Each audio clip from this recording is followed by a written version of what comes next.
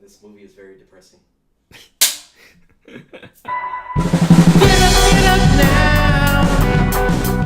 Hey, Alamo City Movie Talk fans. My name is Ryan D. You can know the Ryan 680. Justin, that dose of stir. And this is Alamo City Movie Talk. A movie talk for movie fans. Ladies and gentlemen.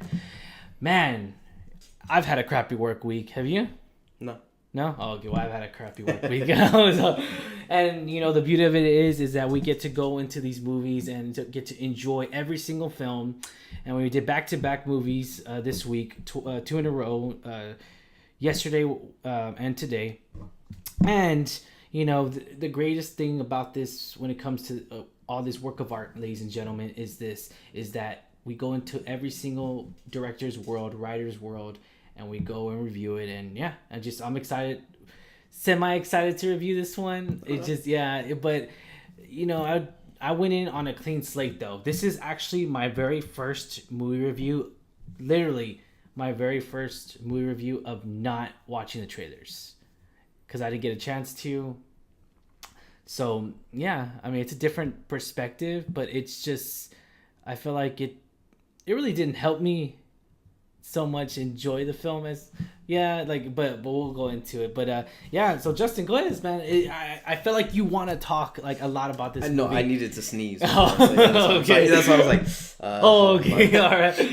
All right. But yeah, so this is our review of Life Itself, ladies and gentlemen. Yeah, get us started, Justin. So this is basically a movie that's filled with love and tragedy. Life. And, you know, it's basically it's a very sappy movie that's filled with you know, a whole bunch of cliches and everything. But is it a bad movie? I didn't think it was. I know you said that it is made by the same guy who did This Is Us. Yes. I personally have never seen This Is Us. Neither have I, but I've heard so many great things from it, but I still haven't had a chance. So keep that in perspective, ladies and gentlemen, that we have not seen This Is Us yet. Yeah. So we in this movie we have actually a good amount of good actors. Yeah, it's yeah. Right off the bat, the most noticeable actor on there is Antonio Banderas. Yep, of course. Which, by the way, he was very, very good acting. I always love him. Even in Spy Kids, right? Yeah. No, but I was very surprised to see him in there. I didn't get a big look at the cast. Because exactly like you, I didn't see the trailers for this or anything. Yep. You know, but they've also had Olivia Wilde. Olivia Wilde. Why did I say Olivia Wilde? Yeah, I did say Olivia. Yeah. Olivia Wilde, Olivia Cook, and of course Oscar Isaac. You know, the great Poe. Yep, the great Poe, man. I mean, if you know me on my previous movie reviews, ladies and gentlemen, is that you could. Now my wife can speak for this, is that I really do love when different characters, different stories, he's just not that into you. Valentine's Day, movies like that. New Year's Eve was a miss for me, but when you come to this movie, you have to expect that scenario, but more emotions. But see, here's the problem with me, and the problem I have with this movie is that, you know, first off, this movie probably would have been a lot better if Samuel Jackson kept narrating this movie. There was little tidbits. It had its good. I feel like that was much needed in the intro. Okay. Because that in the beginning, you know, that was kind of like your comedy relief of this movie. You know, Samuel L. Jackson being Samuel L. Jackson. Yeah. You know, and it was nice to see him just narrate that first beginning, because you know, for this movie is a 4-part story. Yeah. So and each one has to do with the other. And the intertwining. Yes. Yeah. So the first one is basically about the first character. I forget what his name was, but it's Oscar Isaac's character. Yeah. It's pretty much it's set in New York City. Yes, the whole thing. So the first part, you know, it deals with you know, what he's going through. He's going through an emotional trauma right now. Yeah. Telling his story and everything, and I like just that beginning part with Samuel L. Jackson, you know, because like it's kind of like it's kind of like a dark sense of humor type. Yeah, because you see that first snippet and you're like, oh, haha, you know, good story. And then as it goes on to his story, it's just like, crap. Damn, dude. Yeah. Like, yeah. Like that was a real dark. Yeah. A dark way of telling, and I'm giving, I'm mentioning all the good stuff about this movie, ladies and gentlemen, but, just with every movie, I am going to go on my rant. Because I do have to go on a rant. But, I will say this. Oscar Isaac, I mean, he was a really good actor in this movie. He was really good. I really did enjoy him as it. Olivia Wilde was, like, a miss for me. I felt like throughout the movie, she's supposed to portray this pregnant woman, but yet it's, like, so unreal that it's just the logic there. It just doesn't convince me that she's pregnant. And it just kind of throws me in a loop where, like, okay, it's unbelievable. Per se, I mean, when you go into the movies, we all know it's unbelievable, but still, it's just like when you go into a movie, you enter that world that you do not want, your mind does not want to think that it's unreal, but it is in the back of your mind. But it's just, y'all know what I'm talking about, moviegoers. But so when it comes to that situation, it's just, I feel like Olivia Wilde was very miss for me, and it didn't create that charisma, that build up that I expected it to be, and of course when the climax of that movie, which had 4 different climaxes and they all intertwined with each other, spoiler alert, and so when that happened, it was just okay, that was it, predictable, or like you could just tell.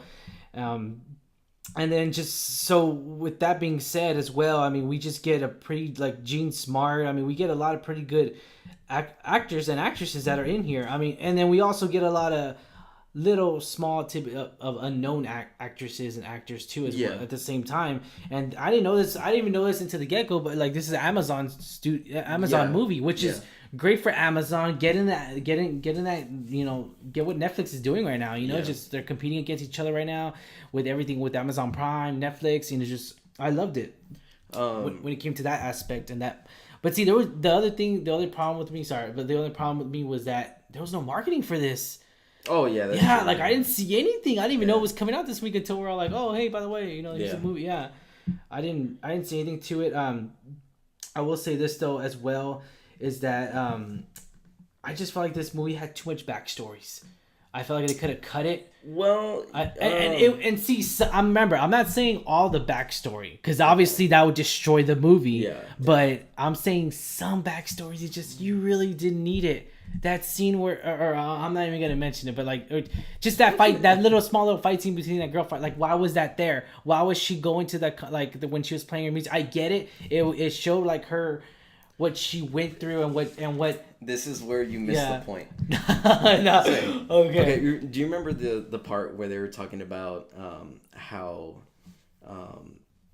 the Olivia Wilde's character, her parents, the way that they met was over a peanut butter and jelly sandwich. Yes. So and she said herself, well, not herself. Oh yeah, she did, but then. Her husband said the same thing too. That it's funny how one little thing can make a big impact on life, and that happened too. If she wouldn't have gone to a fight with that girl, she wouldn't have stormed off. Thus, yes, I completely understand that, but it was just I'm gonna wait, but go ahead and give us some more positive feedback on this movie. I love the message that's on here. Yeah. I took many things from it. One of them was, of course, you cannot. If you're gonna have tragedy in your life, you will have love. If you're gonna have love in your life, you're gonna have tragedy. That's classic Shakespeare right there. Yep. And also too that I loved Olivia Wilde's characters. I loved her thesis.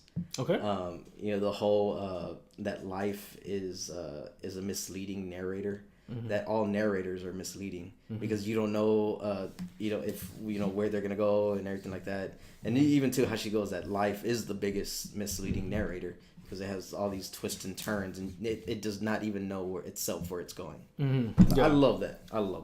Yeah, no, I got you there. Now, can I go on my rant? Oh, yeah, okay, all right. So, great great message. I'm gonna say that because it elaborates so much on life and what we all go through in life. You know, there's tragedy, there's everything, love, romance, sadness, excitement, death. Just death. You know, sadly, despair. Like everything intertwined. We all go through so many things in our lives, and whether it be tragedies, lost ones, we all deal with it on and this has a very great message, but it was very poorly executed. I feel like this movie could have been like this movie's coming out almost 2 hours long. I feel like they should have made it an hour and a half.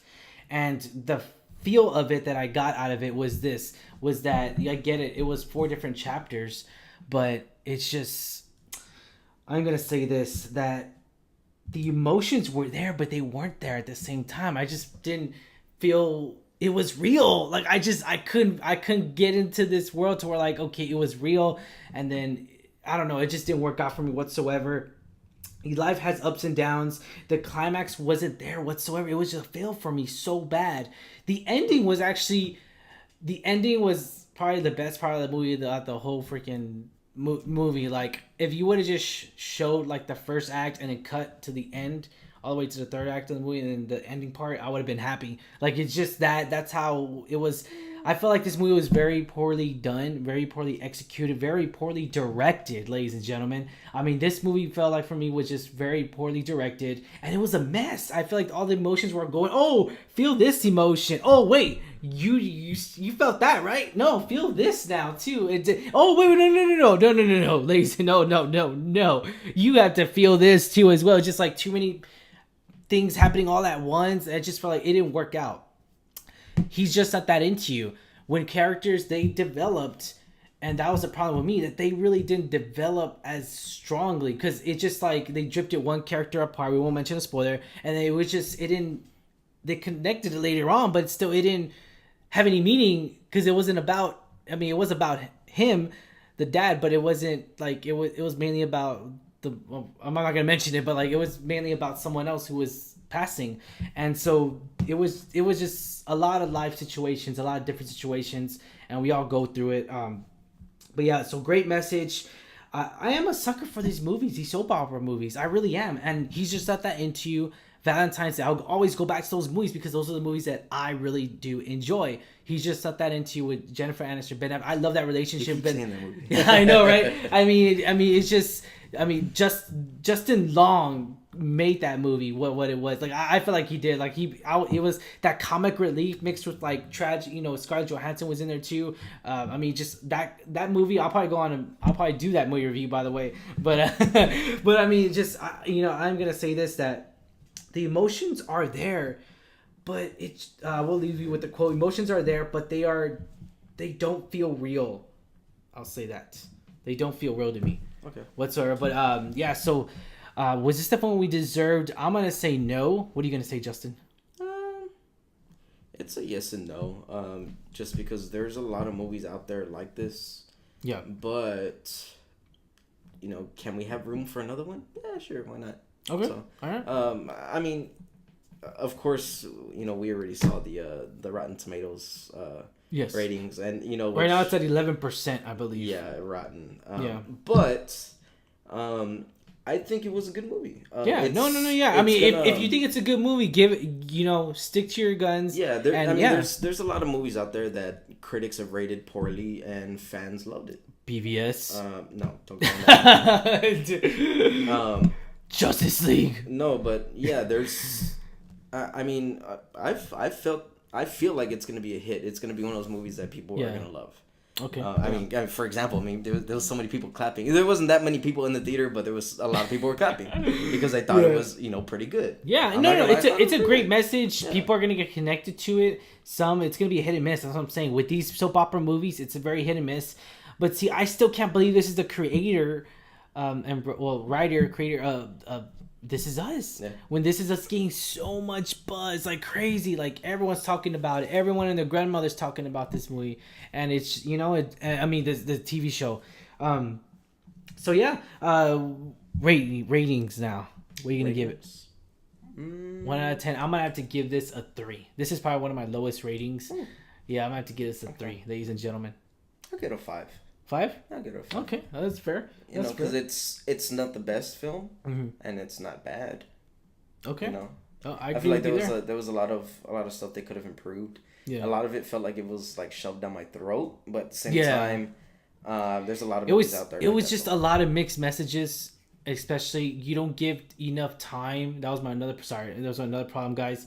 Is that you don't give enough time for us to react to what's going on. And it's like, oh, this person, Jeff Goldblum, dies. Oh wait, BB-8 died. Like it's just like it's weird. Like, oh wait, BB-8, or it's just, you know what I mean? It's just too many things happening, and they don't process right either. And it was a miss for me.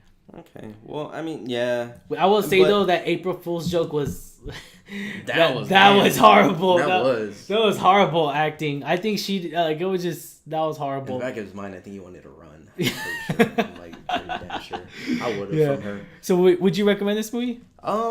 I would to other people because I mean, you're a sucker for soap operas. I love these type of movies. Yeah, you know? I love these type of movies too. Same thing here. Valentine's Day. It was a good tearjerker. Yeah. There's a couple parts that that did that to me, and then but yeah, I mean, I would recommend this one. So. Okay. Yeah, I'm gonna say, I mean, if you like soap opera movies, if you like movies like He Just Let That Into You, go give it a chance, guys. Every movie's a work of art, and we always encourage, go check it out. Just because we don't like it doesn't mean you're not gonna like it. But please give every movie a chance. We want you to go to the theater. What? I was like, just because you don't like it. I know, right? Yeah, and would you buy this movie? I'm gonna say no. We've had this. That's right. Oh, that's right. Yeah, I don't buy movies unless they seriously deserve to. Oh, okay. Yeah, okay, but Venom. Yes. I gotta wait. I know. Hey, whoa, calm down. Alrighty, guys. Well, as always, I'm your host Ryan D. aka Ryan 680. Justin, that dose of stir. And this is Alamo City Movie Talk, guys. Be sure to hit that subscribe button if you haven't already. Give us a thumbs up if you like our video. Podcasters, ladies and gentlemen, you like podcasts? Find us on iTunes, Google Play, Spotify, Podbean, everywhere, ladies and gentlemen. Stitcher. Alright, guys. And you have a wonderful day, guys. You have officially been...